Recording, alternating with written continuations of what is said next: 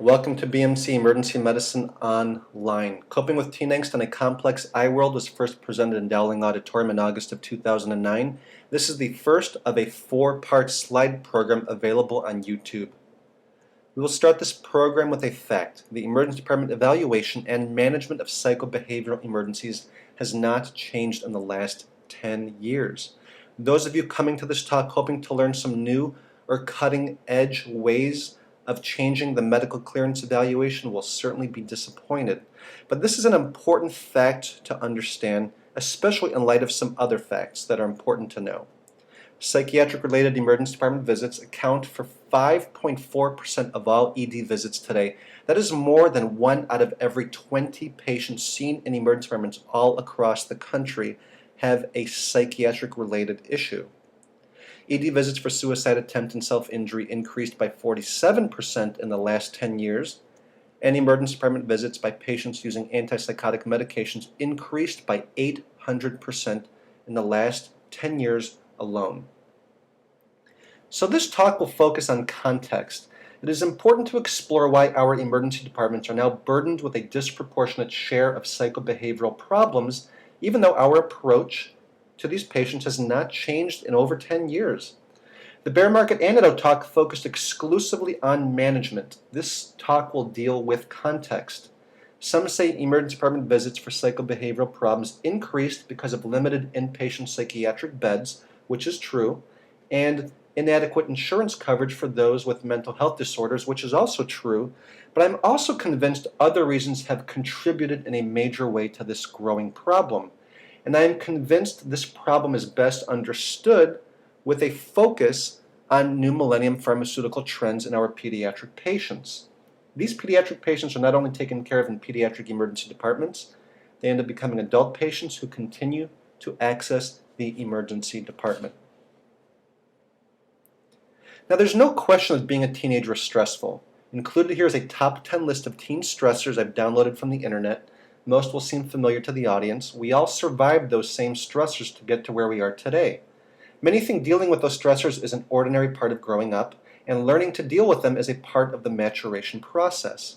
However, if you look at recent pediatric prescription rates, some might worry being a teen in this millennium is way too stressful. Since 2003, Americans have spent more on psychotropic medications for children and adolescents than they spent on antibiotics and asthma medications combined. Although some might find that shocking, others say we should have seen it coming as far back as the 1950s when Miltown was released and marketed as the first prescription drug developed specifically for the anxiety of ordinary life.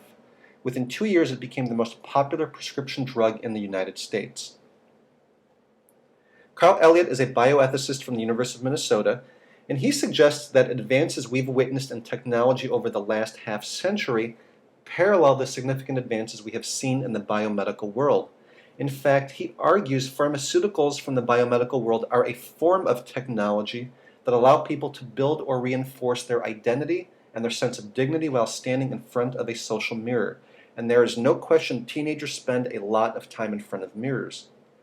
He goes on to say that psychotropics like antidepressants or stimulants not only make sick people better, but are now used to make well people better than well. His use of the word technology and how he relates it to pharmaceuticals really struck me. So in thinking about this talk on the bus one day, I realized I held a technological wonder in my hand that could be used as a visual metaphor to help me organize this talk and highlight key points. It's a technological wonder that has changed the world, and of course, I cannot imagine my own life without one. It is the iPod. Its elegance is in its simplicity, yet it is so complicated under the hood. Some say iPods are therapeutic. They certainly drown out the stressors of the outside world and the voices inside one's head. And I think it is safe to say we now live in an iWorld. Our children today make up Generation I.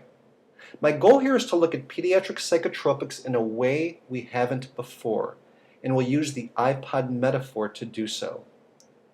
Even colleges are giving these away. Duke started this years ago, and many have quickly followed their lead.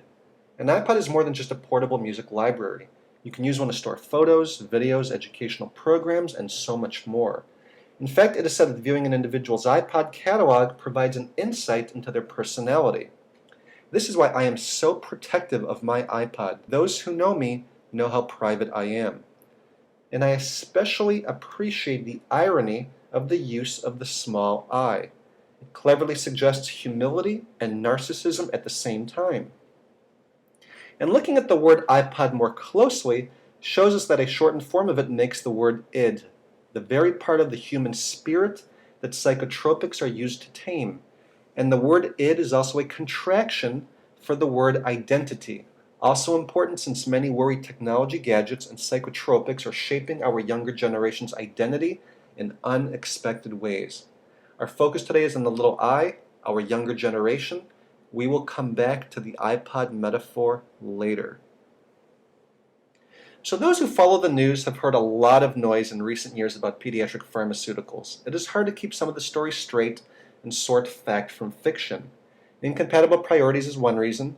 You have pharmaceutical companies trying to generate a profit, researchers trying to advance their careers with publications, parents who want their children to grow up normal and healthy and also be the best in their class, principals and teachers who want their classrooms under control, and even groups like Scientologists who question the very existence of psychiatric illness.